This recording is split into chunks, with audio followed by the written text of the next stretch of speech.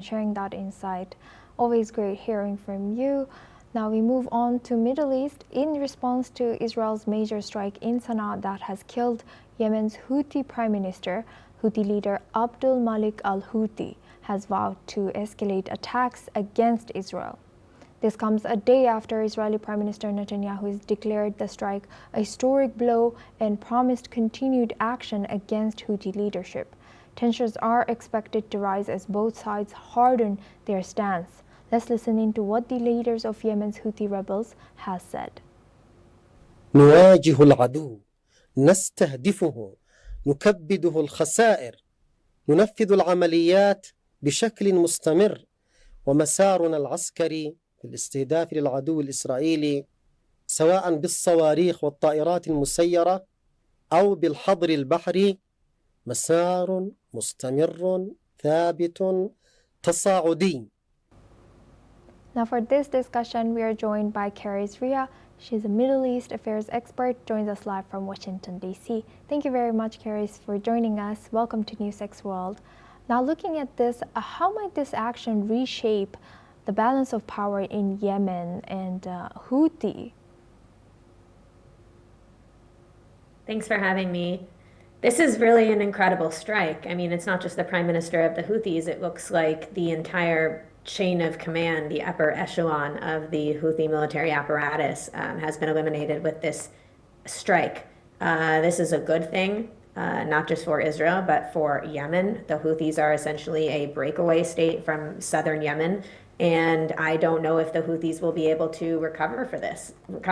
It kind of reminds me of the exploding pagers operation that decimated Hezbollah to the point where they are no longer a formidable, considerable threat in terms of launching strikes against Israel. And so hopefully we'll see that with the Houthis as well. And like I said, this is a good thing. The Houthis are just a proxy of the greatest terrorist state in the world, which is the Islamic Republic of Iran. And they are one of the last proxies that have been showering Israel with drones and rockets. And if Israel can eliminate this threat, then they can be 100% focused on the war in Gaza and actually getting their hostages home and getting Hamas eliminated as a political power in the region.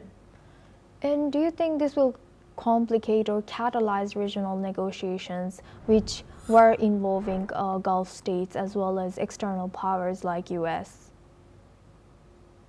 No, I think this will only contribute to a flourishing Middle East. I mean, Saudi Arabia, which is one of the biggest partners in these negotiations, is no friends of the Houthis. The Houthis have been wreaking chaos in Saudi Arabia since they came to power.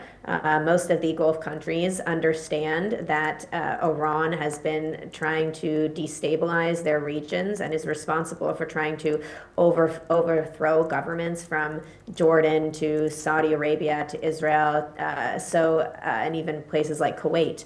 So if anything, I think this will be one step in the direction of peace and the securing of even more Abraham Accord countries to, or more countries to join the Abraham Accords. And now with Prime Minister Netanyahu promising continued operations, what do you think, is there any risk for Israel's security posture and international standing? International standing. I think that Israel needs to step up and for once not give 1 second of thought to what the world thinks about them. The world has always had a hyper focused sensitivity, microscopic obsession to whatever the Jews are doing. And this one single Jewish state, the size of New Jersey, in a sea of countries that are 50 times its size, 56 Muslim states around the world, and yet all of the focus from the international institutions and from the media and from academia is on this tiny little state and their desperate attempts to live in peace and survive without terrorist proxies of Iran or Muslim Brotherhood militias trying to throw them into the sea and destroy the nation state of the Jewish people. So I think that while Netanyahu has a fine line to walk and he's always trying to cater to both sides, I think that if Israel actually really listened to international public opinion, then it would not exist today. And the only guarantee for its survival is if it ignores the choruses of condemnation and does what's in its own interest. It's the people's interest, not the government's, the people of Israel, which is trying to survive and trying to ward off the enemies on their borders. And also, do you foresee this attack on Houthi Prime Minister? Do you think this will escalate tensions between Israel and, again, Iranian-backed groups across the Middle East?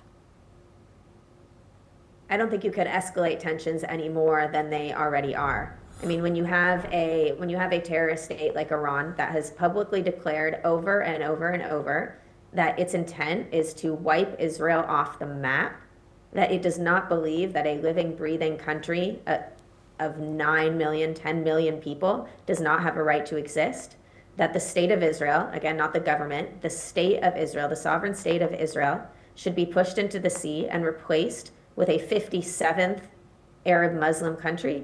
I don't think you could escalate tensions more than that. So no, I think all of Israel's actions are trying to de-escalate tensions in order to create a world where the Iranian regime is no longer a threat to Israel, to the Gulf countries, and to the West. Thank you very much, Karis Leah, for joining us as a Middle East affairs expert from